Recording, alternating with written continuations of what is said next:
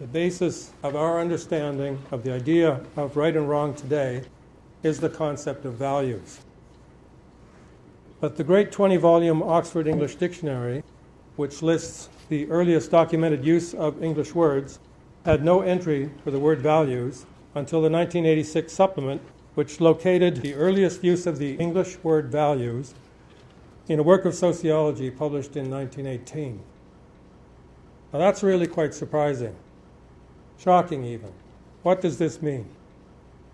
Values is the basis of our understanding of ethics today.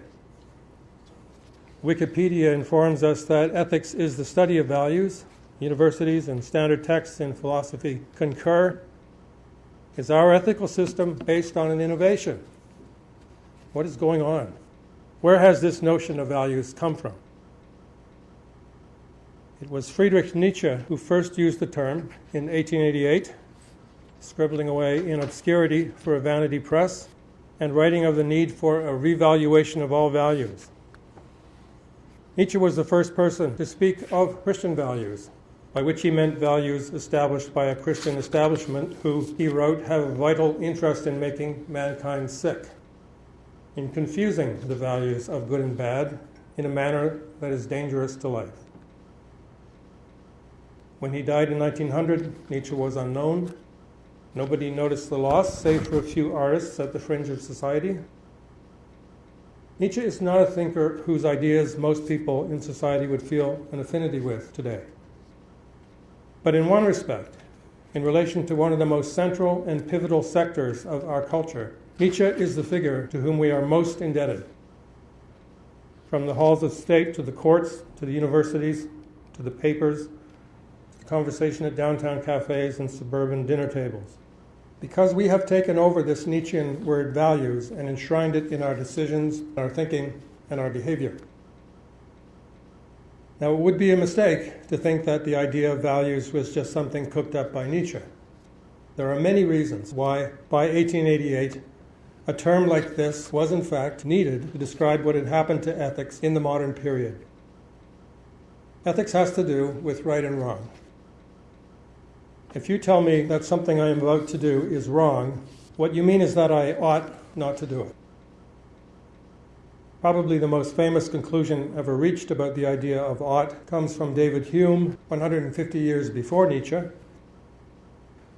One of Hume's most famous and lasting contributions to philosophy is the statement that an ought cannot be derived from an is. Statements that use is describe things, report the way things are. Statements that use ought don't report the way things are, but state the way things should be. And no amount of description, Hume said, ever gets us from is to ought. Hume asked, where does the notion that we ought to do something come from if it doesn't come from the way things are, from facts? Hume said it comes from natural feelings, feelings within us that get expressed in human customs. Hume says feelings, not ideas. In saying that, what was he telling us? Some very powerful things. It can't be proved or demonstrated or deduced from any true statements that we ought to do something, which means that we can't know that we ought to do something. It isn't true that certain things ought to be done. There is nothing at all to know. We can only feel it. We just feel the pressure of natural feelings. These are modern conclusions. This is modern, not ancient thinking about right and wrong. And I bring Hume up in order to show you next something that happens when you understand right and wrong in this modern way. If I say to you, you ought to stop doing that, and you believe with Hume that I can't prove to you that you ought to stop, I'm just reporting on the pressure of feelings I feel, what my objection produces in you is tension. You look at me, and what are you likely to think about my ought?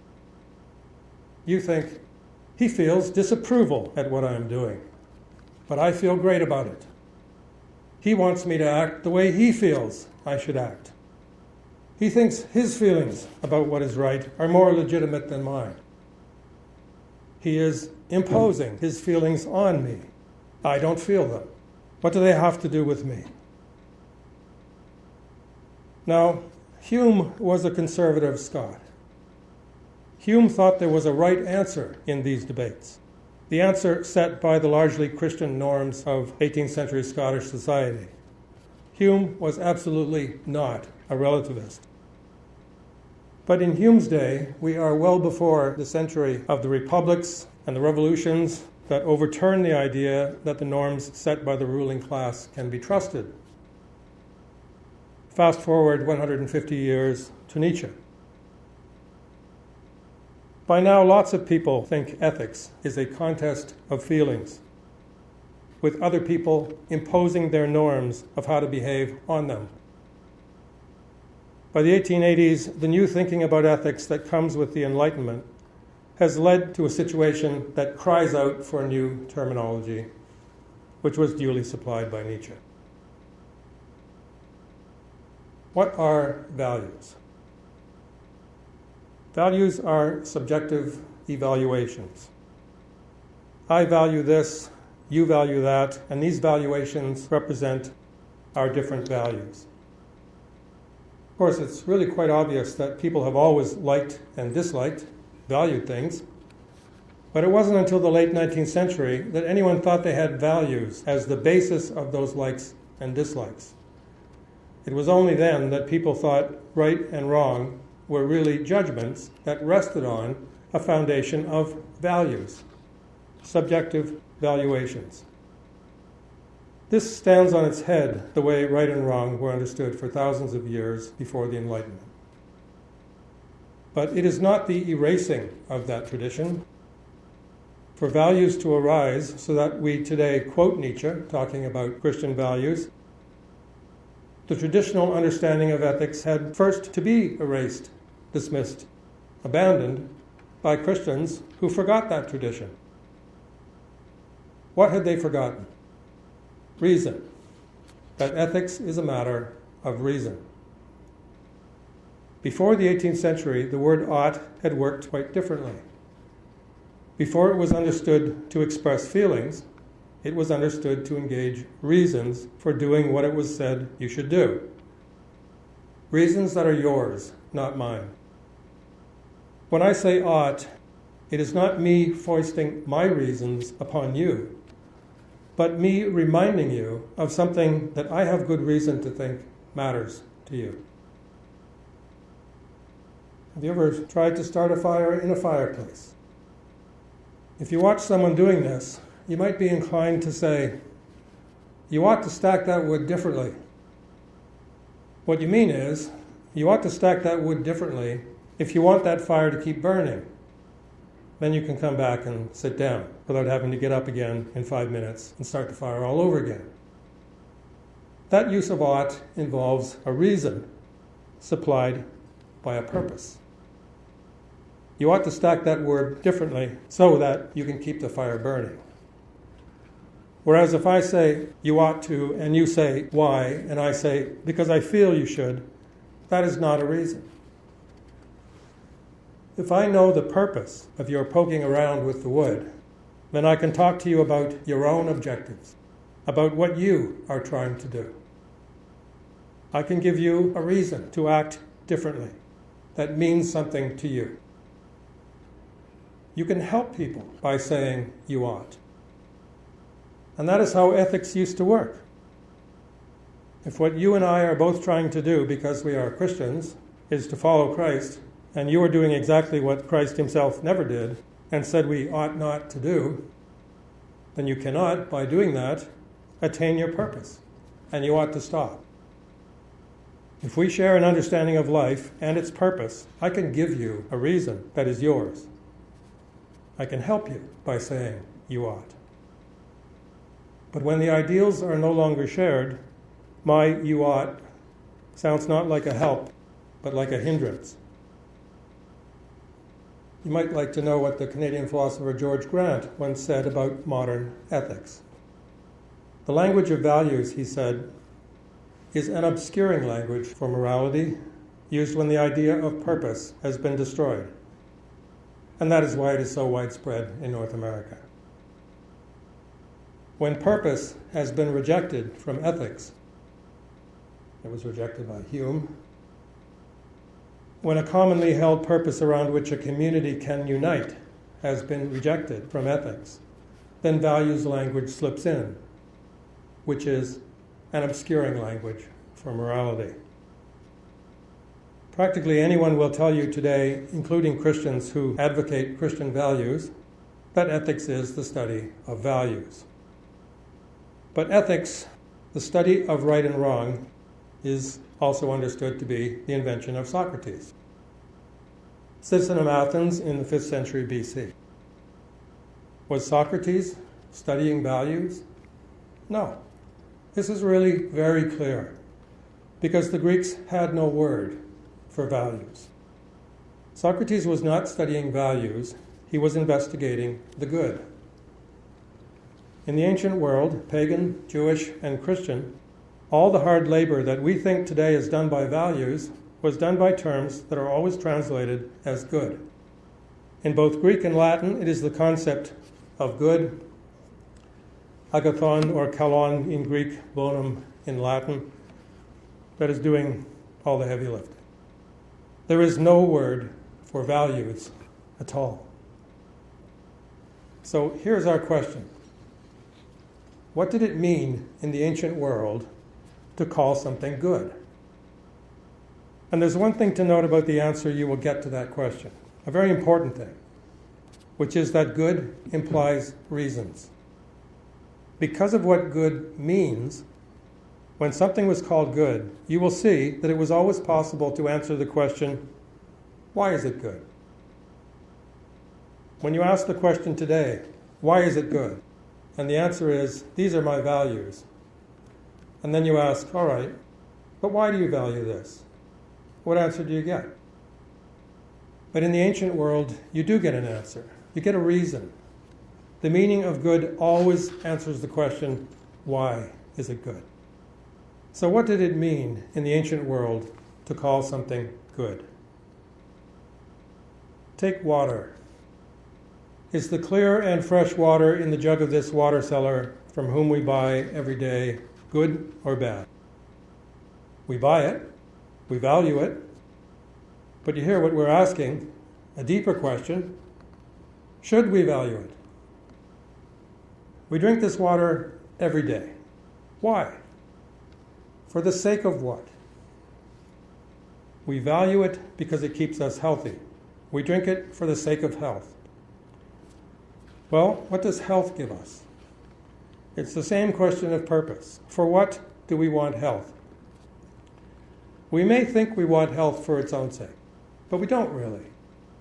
Illness takes away our freedom to enjoy life, to work, to be productive, to be kind, etc.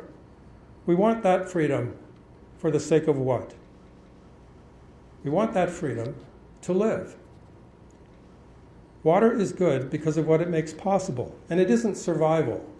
It's much more than that. It's life, by some standard of living. Water is good for us in just the way it is for a tree, because with it the tree lives. And what is living? It is flourishing, the tree being fully what it is. We have returned to the idea of purpose mentioned a few minutes ago. Here's the formula for good.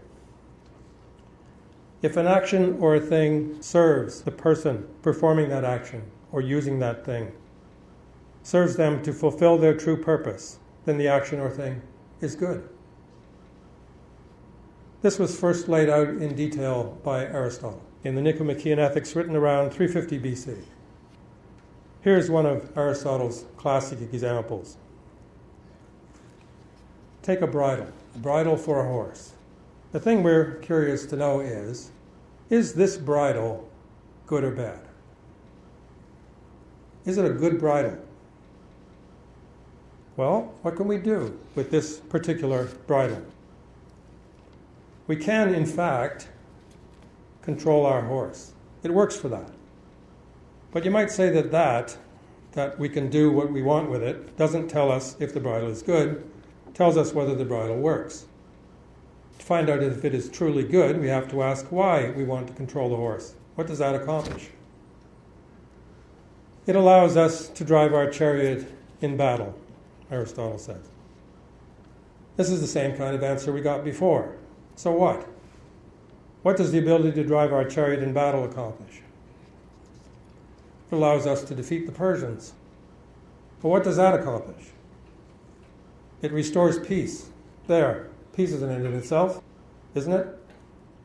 Well, we're at the end of the line here only if we cannot ask, as we could of the bridle, what is it good for? And we can ask that. What is peace good for? What peace is good for is allowing us to live. But not just to live, not just to survive. To live as what we are. If the Persians take us, we'll have peace. We men will be dead, and our wives and children will live as slaves, which is not what they are. Living as slaves is just not what we mean by peace. Peace is the state in which we can live as what we truly are, with the freedom that is proper to us. We're not cattle. So that is what peace is for. So the bridle is good because of what it makes possible. And really because of one thing only that it makes possible. The highest thing. The bridle is good because of what it is ultimately good for. It helps people be what they were meant to be. It is good because it is a link in a chain of facilitation that leads to people flourishing as people. But I want to make it very clear that this is not Greek thinking, but ancient thinking. If I want this thinking laid out in all its glory, minus the distinctly Greek theoretical analysis, I turn to the Bible. The righteous shall flourish like the palm tree. He shall grow like a cedar in Lebanon. This is not the gospel of prosperity. It does not say that flourishing comes to the righteous. It says righteousness is flourishing. What is a palm tree doing when it is flourishing? It's fulfilling its purpose, being the thing God made it to be, truly living.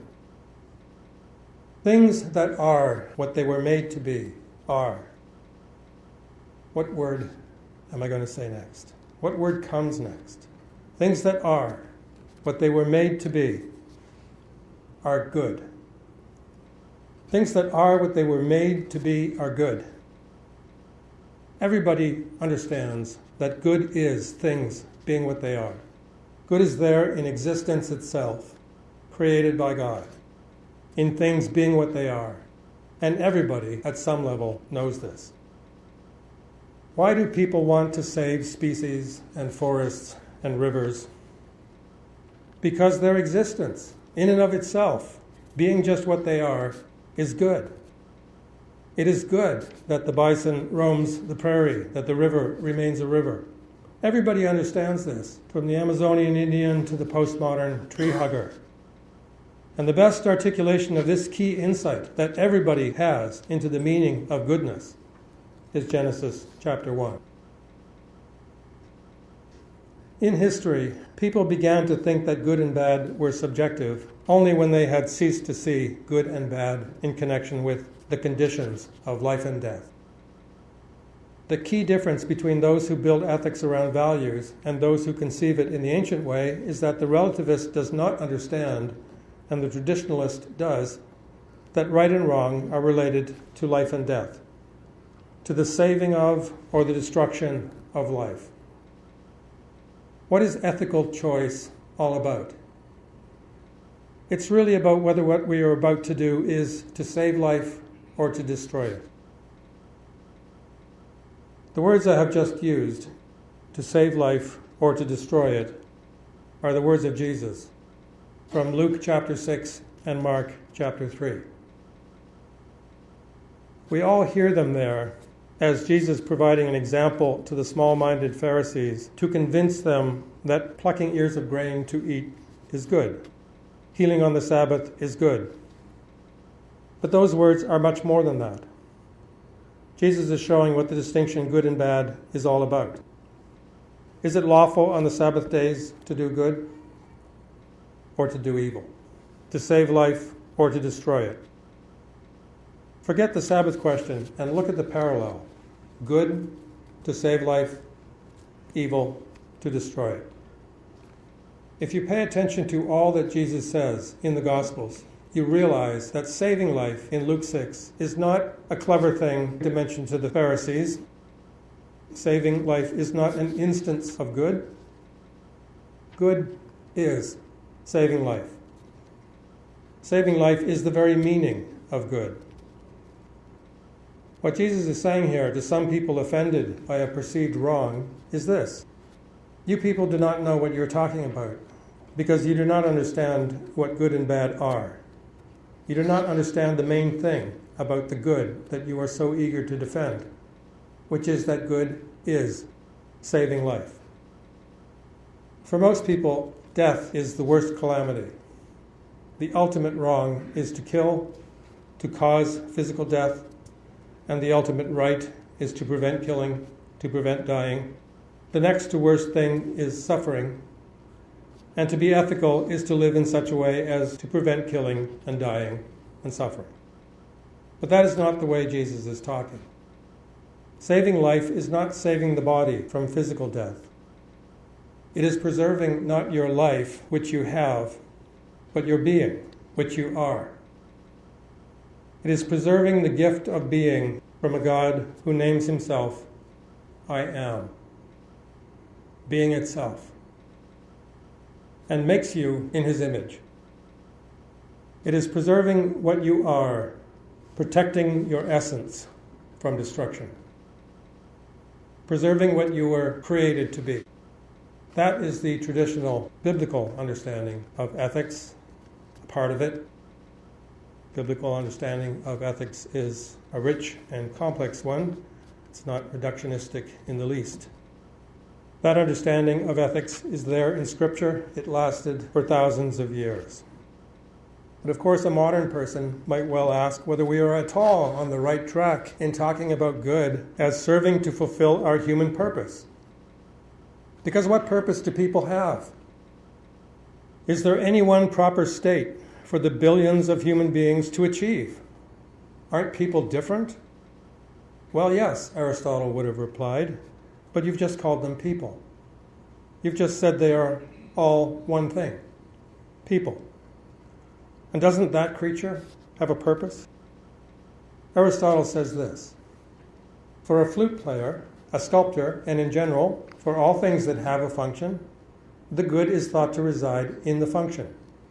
So would it seem to be for man, if he has a function. Have the carpenter then and the tanner certain functions or activities, and has man none? Is he born without a function? Or as eye, hand, foot, and in general, each of the parts evidently has a function, may one lay it down that man similarly has a function apart from all these? What then can this be? The eye has a function, set by its form.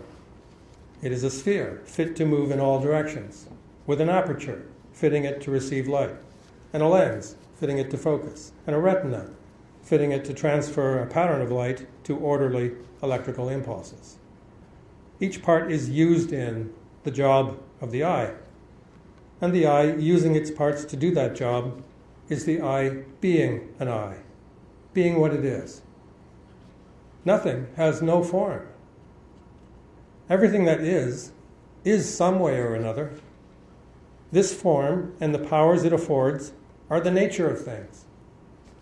We define every last thing in our vocabulary around these properties. If a thing has a form, it has something it is fit to do. So natural things and man-made things have a purpose toward which they are directed by their nature. So Aristotle's answer is that man, similarly, has a function. But people object today. They say a flute, an eye, purpose, yes, but not a person. Here's one Aristotle's scholars' answer to Aristotle. My whole body is not like a tool, still less my soul. I may misuse my hands in playing a golf shot, but I do not use or misuse my body to play golf with. That is not what it is for. It is not for anything.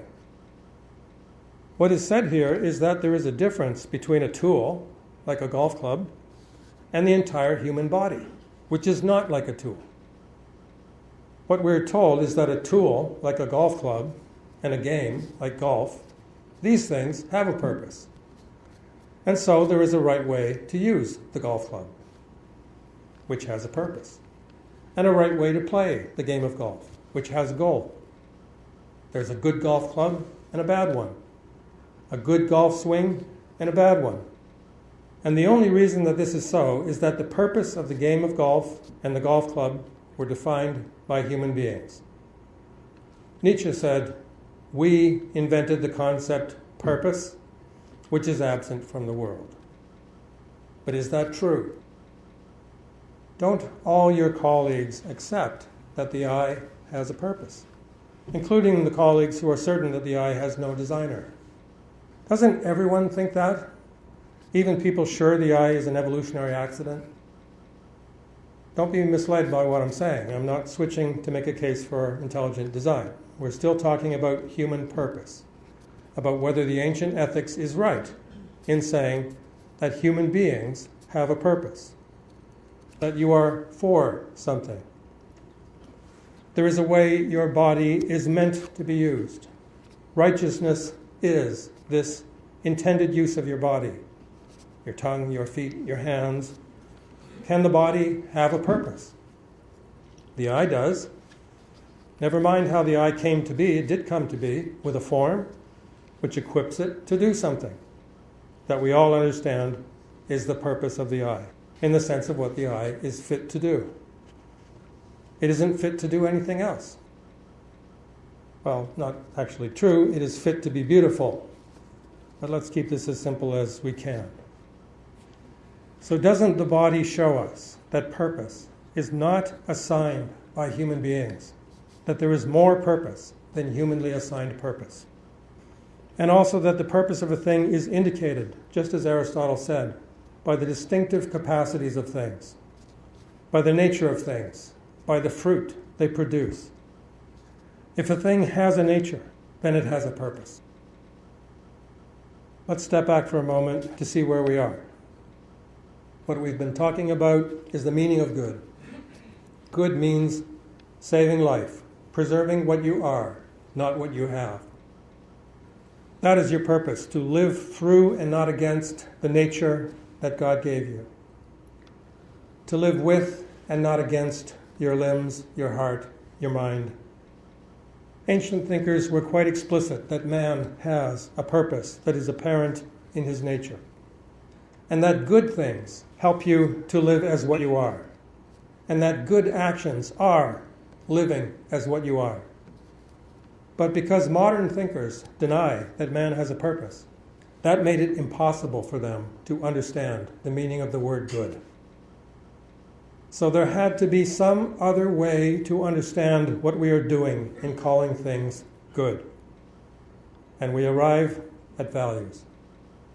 Now, given all that, what is the conclusion that I'm leading you to?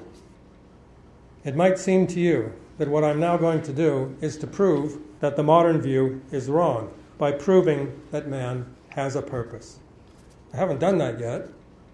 I just made this idea plausible and showed that there's more purpose in the world than the purposes human beings assign, as is clear from the body. But to prove that the whole body is made, like the eye, to do some particular thing, to function in a certain way, I would have to show what that is, just as we can do for the eye. Now, think about this. After stating what purpose man has, how do you think I could then prove that we were made for that purpose? Well, let me just cut to the chase and say, I don't think I can prove it. Here's why. I would be attempting to do for people what I did for the eye. Talk about the function of people, just as I spoke about the function of the eye. How do we show that the eye has a purpose? Don't we point to an eye that is seeing, and point out our seeing is good. It is the goodness of the activity that is the clue to purpose. Eyes with cataracts are not another kind of eye with a different purpose. They are degenerate eyes that thwart the purpose of eyes. The only way to prove that an eye has a purpose is to point out the good of a functioning eye to other people who agree just how good seeing is. Well, I hope you can see what happens when you point to a human being fulfilling his or her purpose and draw people's attention to the good of that way of functioning. What happens? People deny that that way of functioning is good. They say that it is only because of your values, your subjective valuations, that you see this behavior as good, because other people look at Christian life and don't think much of it. Nietzsche looked at our picture of man fulfilling his purpose and was repulsed. He called it holiness draining away all blood, all love. The image of the cross signals a conspiracy against health, beauty, bravery, against life itself. It's not going to be so easy to escape from the situation we're in today in a world of values. To pit an ancient understanding of ethics against the outlook of values is not going to do it. I want to conclude by returning to the words of George Grant, who called values talk an obscuring language for morality. It might strike you that what Grant is saying is that we need to shed the light of truth on that obscuring language and show what ethics really is. Bring back the idea of purpose. Bring back what ethics is really about, was about for over 2,000 years. When I first read Grant's words, that's what I thought. But to do that, you have to convince people that they have a specific purpose. What's your plan there? I've just said that the only practical way I can think of to do that is to direct people to the goodness of a flourishing thing, a palm tree growing up from a seed, sinking roots into the ground, growing tall, producing blossoms, bringing forth heavy clusters of fruit, or an eye working as it should. See how good are these things that they do, being what they are, fulfilling their purpose. But you can't show the purpose of man, the beauty of a flourishing human being, a person saving his life, preserving his soul, to eyes shutting out the light. Yes, the language of values is an obscuring language, but the obscuring, shrouding character Grant is talking about comes straight from the soul, and there it stops people from seeing the good in truly good things. You physicians probably know about those rare people who look at their perfectly functioning right leg as a foreign body, people who've had brain injuries, and think they would be happier living life as an amputee. Those people are not able to look at a certain good thing and see it as good. Their condition is an illness. In the idea of sin, which attaches to man alone, the Judeo-Christian tradition has said that we human beings are a peculiar lot, uniquely wound up to frustrate ourselves. We are all ill, sick in spirit. Sickness of spirit means that you cannot see. You cannot see all that you need to see. Our minds are darkened, Paul says. Augustine tells us that though the sun is shown to your spiritual eyes, your mind will not receive the light. The cataracts cleaving to those eyes are dimming down the light. He's saying that it is naive to think that this creature, shuffling about in the gloom, is able to look at that person who is fully and truly human, is able to look at those who are most what God intends, and see the good of that way to live. See that way of being as the fulfillment of a human life, just as a functioning eye is the fulfillment of the eye. Augustine said, "Before the eyes of the soul are cleansed and healed, they are so repelled by the light of truth that they see nothing good in it, but on the contrary, a great deal of evil. Thus they deny it in the name of truth, and cursing the medicine offered to them, they run for refuge into their own darkness, which is the only state their diseased condition can endure. What it takes to see that we are indeed made for something is a receptiveness to the good in the image of Christ and in his most faithful followers who are likewise images of Christ. If we are able to look at Christ and see the beauty of his life, then we can see what the entire body fits us to do. Seeing that beauty is something we are even now able to do only to degrees. And we did not give ourselves that capacity. You can't get that capacity just by looking harder, directing your gaze calmly and straightforwardly at the facts. You can't see the facts through the soul's eye until it is cleansed. Augustine said that very directly. The mind cannot see unless it is healthy. You cannot point to perfect life and expect its perfection to be seen. God cannot be shown to a stained and sick mind, Augustine said. Let me bring all this to a conclusion. We have indeed gone from a time in which we understood, or maybe it was just the most sophisticated thinkers who understood consciously, that the basis of ethics is right and wrong means saving life, not destroying it. But the problem is not that the secular world doesn't get it when it should. How could it get this? The sick will not diagnose themselves, notice their cataracts, remove them. If we ask the question, who is failing? The sick are not failing. They're sick. If anyone is failing, it would have to be us. When I say that, I don't mean that we are failing to attack the problem with the right philosophical ammunition in the culture war, the ammunition provided by this more ancient understanding of ethics. I've tried just now to explain why others are not receptive to it. And they suffer from that disability, though the disability in question is one that tells them they are whole and complete. I don't mean that they are incomplete and we are complete. I mean that we are incomplete too, but we know it. The problem is that we fail to understand our own tradition, and we can make a mistake learning about our own tradition.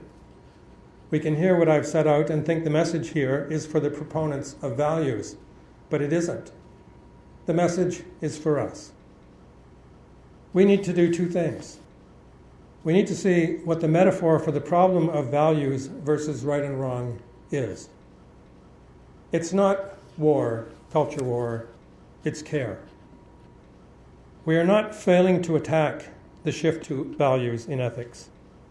We are failing to care for those who think that ethics means values. How? In just the way that you care for your patients. When you went into medicine, you knew the score. This is a world in which good-hearted people have trouble understanding what is going on inside them. And the solution to that problem, as you know, is to make help available to them when they need it. But by that you really mean when they seek it. You have never, I would guess, thought there should be medical SWAT teams that knock on people's doors to show them all the things they're doing to make themselves unwell. All the ways that they're getting in the way of the long and healthy life they want, though you know for certain that a long and healthy life is just what they want. This is a world in which good-hearted people have trouble understanding what is going wrong with their lives because of the darkness that has entered their hearts along with the light. And there's no way for us to talk that darkness out of them. But it seems there's often going to be some crisis in people's lives, just as with your patients, that turns them so that they open themselves to help. In these crises, the scales that blind people to their illness, to the recognition that they are ill, are knocked off.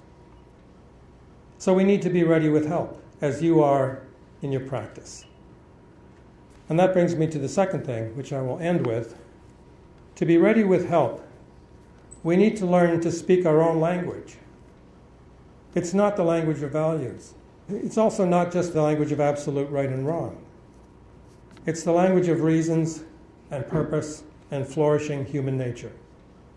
It's not our job to fix this problem. It is our job to be a presence in the world around the afflicted, which is all of us, so that the afflicted have someone to go to when the moment comes.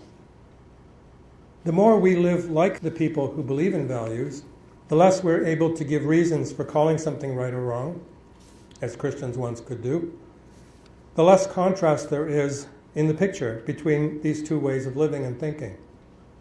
It looks to the sick like we're all just wandering around in the dark, breaking down, picking ourselves up, and rushing off to some newly valued thing.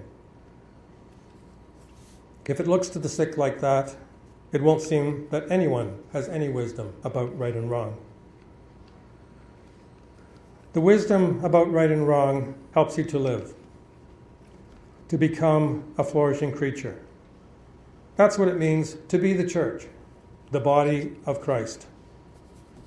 If you are not a picture of health, who would come to you to ask how you got that way? If you're not joyful, what depressed person needs you?